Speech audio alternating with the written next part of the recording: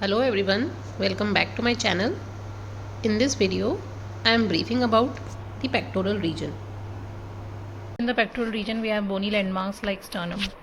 Sternum has the upper notch, which is known as jugular notch.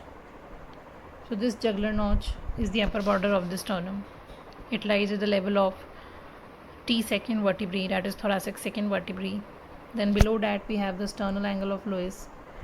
Sternal angle of Lewis lies at the level of T4 and T5 thoracic vertebrae. And here we have the articulation of the second rib, from where we can start the counting of the ribs. Then below that we have the sternal joint. This joint lies at the level of thoracic ninth vertebrae.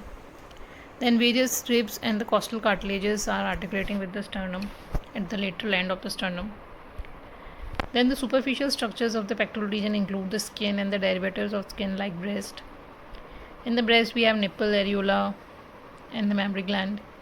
The level of the nipple is between the 4th and 5th intercostal space, and the breast extends from 2nd to 7th ribs. Now the muscles of pectoral region. In the pectoral region we have four muscles, that is pectoralis major, minor, subclavius and serratus anterior. So first is the pectoralis major muscle. It has clavicular fibers which are arising from the anterior surface of the medial 2/3 part of the clavicle. Its sternal fibers arises from the lateral part of the sternum and the costal cartilages of the ribs. Then the aponeurotic fibers arises from the aponeurosis of external oblique muscle, and these fibers they get inserted into the lateral lip of the intertubercular sulcus of the humerus, that is the bicipital groove. And these fibers are in twisted manner, that is upper fibers goes downwards and lower fibers goes upward. So this forms a bilaminar tendon of this muscle, and this muscle is supplied by the medial and the lateral pectoral nerves. So this is the pectoralis major muscle. The action of this muscle is flexion of the humerus, adduction and medial rotation of the humerus. It also helpful for deep inspiration. Then we have pectoralis minor. It arises from the upper margins and outer surfaces of 3rd, 4th and 5th ribs. And this muscle is inserted on the superior surface of the coracoid process of the scapula. So in the diagram we can see that it is arising from 3rd, 4th and 5th ribs. 3/4 ribs, and these are inserting on the superior surface of the coracoid process of the scapula. It is again supplied by the same nerves, that is medial and the lateral pectoral nerves. These are the nerves from the brachial plexus. Action of this muscle is protraction of the scapula along with serratus anterior, and also depresses the shoulder with the rhomboids and levator scapulae. Now important feature of this muscle is that this muscle is covered by the clavipectoral fascia. Clavipectoral fascia is the deep fascia of the pectoral region. Also medial pectoral nerve pierces the pectoralis minor, and this muscle divides the axillary artery into three parts. So this muscle is acting as a key muscle of the pectoral region. So this is the clavipectoral fascia. In the diagram we can see the white glistening area of this pectoral region is the deep clavipectoral fascia, that is the deep fascia of the pectoral region.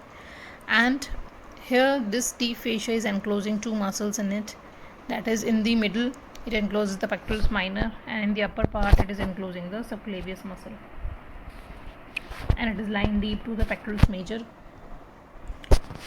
And this fascia is pierced by four structures. They are the lateral pectoral nerve, which is a branch from the brachial plexus, thoracoacromial artery, branch from the axillary artery, then the cephalic vein and lymph nodes, which are arising from pectoral region to the apical group of axillary lymph nodes. Now the next muscle is serratus anterior muscle.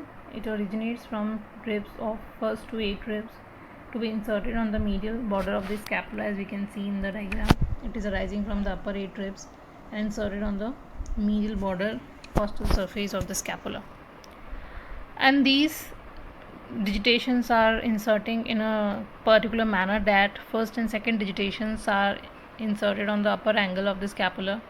Third and the fourth they are inserting on the medial border to the costal surface up to the inferior angle, and lower 4 digitations they are inserting on the inferior angle itself Now the action of this muscle is protraction of the scapula. Protraction means bringing your shoulder forwards. When you bring your shoulder forwards, that in the boxing, this is the protraction of the scapula.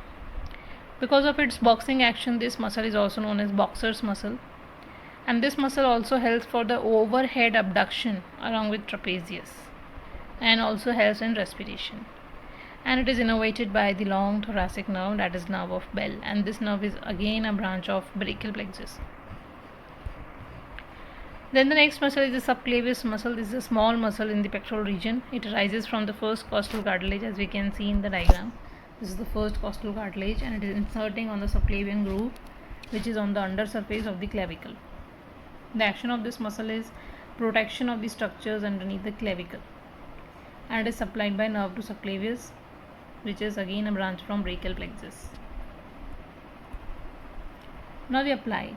The sedatus anterior is also known as boxer's muscle, since it is responsible for pushing and punching movements. The paralysis of this muscle results in winged scapula, which results in the protrusion of the scapula on the affected side when the patient is asked to push the wall against the wall with both the arms extended. So its medial border become more prominent when he do so. This is known as the winging of scapula. I hope you understand well. Thanks for watching.